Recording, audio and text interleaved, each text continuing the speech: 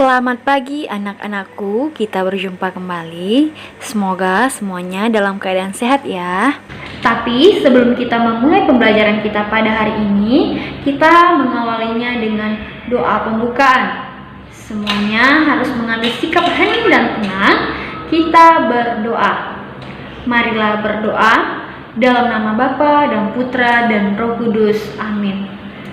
Tuhan Yesus yang baik hati, terima kasih pada hari ini kami bisa mengikuti pembelajaran agama dengan teman-teman beserta guru yang kami sayangi. Ya Tuhan, berilah kami ketekunan dan kesabaran sehingga pembelajaran yang telah kami pelajari dapat kami serap dan kami terapkan di dalam kehidupan kami dan berguna bagi kami dan sesama.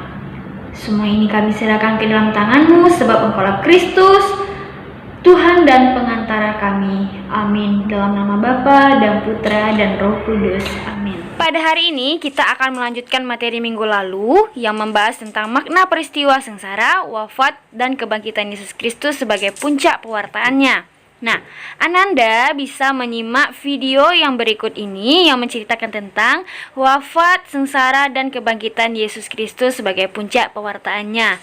Nah, dari video ini nanti teacher akan memberikan tugas, silakan disimak ya.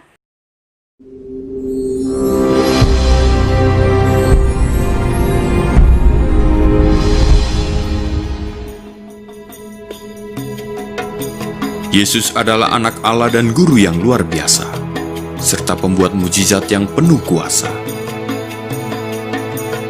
Dan dari semua orang yang pernah hidup di dunia ini, hanya Yesus yang tidak pernah berdosa.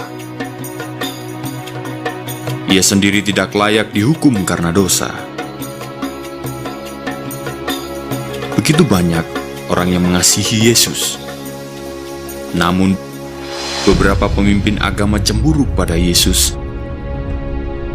Mereka menangkapnya, mengadilinya, dan memutuskan untuk membunuhnya. Mereka meletakkan Yesus pada sebuah salib yang besar.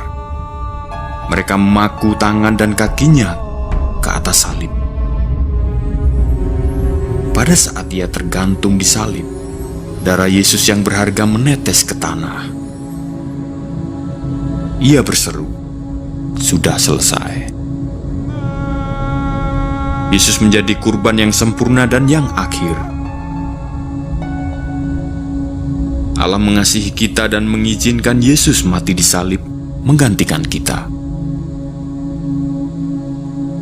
Yesus menanggung hukuman atas semua dosa kita. Hanya melalui curahan darah, dosa kita dapat diampuni.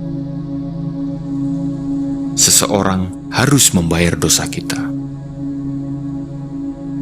Keesokan harinya, yaitu sesudah hari persiapan,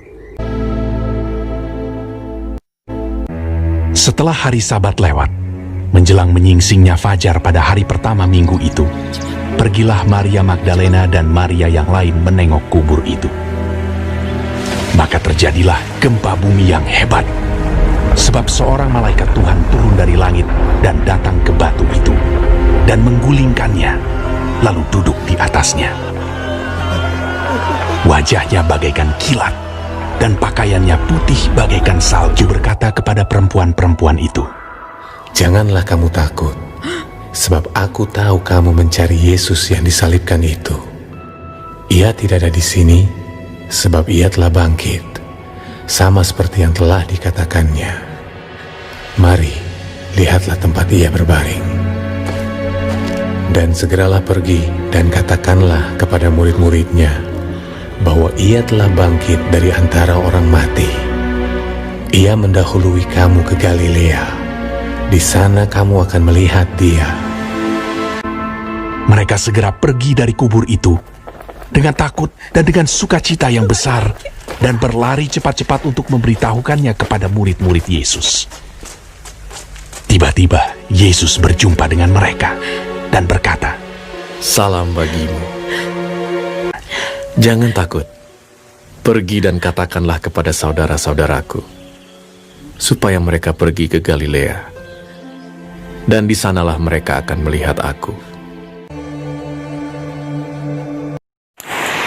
Jika Ananda telah selesai menyimak dan memahami video yang telah Ananda nonton, berikut ini pertanyaan untuk tugas Ananda pada pertemuan kita pada hari ini.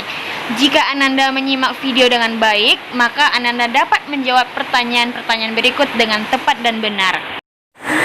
Setelah menonton video, berikut ini jawablah pertanyaan-pertanyaan berdasarkan video yang telah Ananda simak.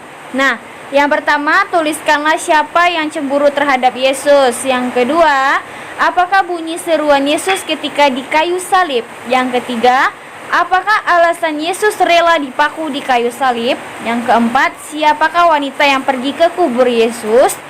Pertanyaan yang kelima, tuliskanlah yang disampaikan malaikat kepada wanita yang pergi ke kubur Yesus.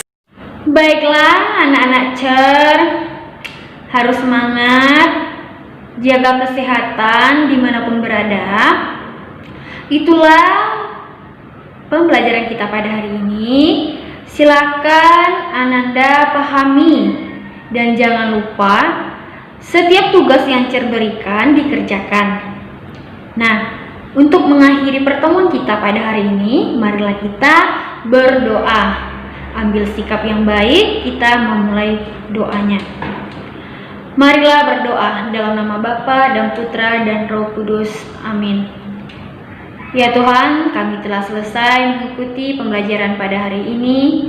Semoga Engkau bersedia memberi kami kesempatan untuk mengikuti pembelajaran yang akan datang.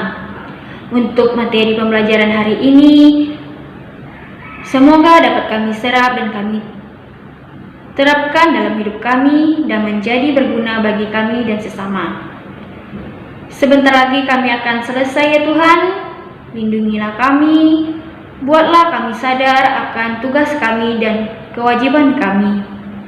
Semua ini kami serahkan ke dalam tangan-Mu, sebab Engkaulah Kristus, Tuhan dan pengantara kami, yang berkuasa kini dan sepanjang segala masa. Amin. Dalam nama Bapa dan Putra dan Roh Kudus. Amin.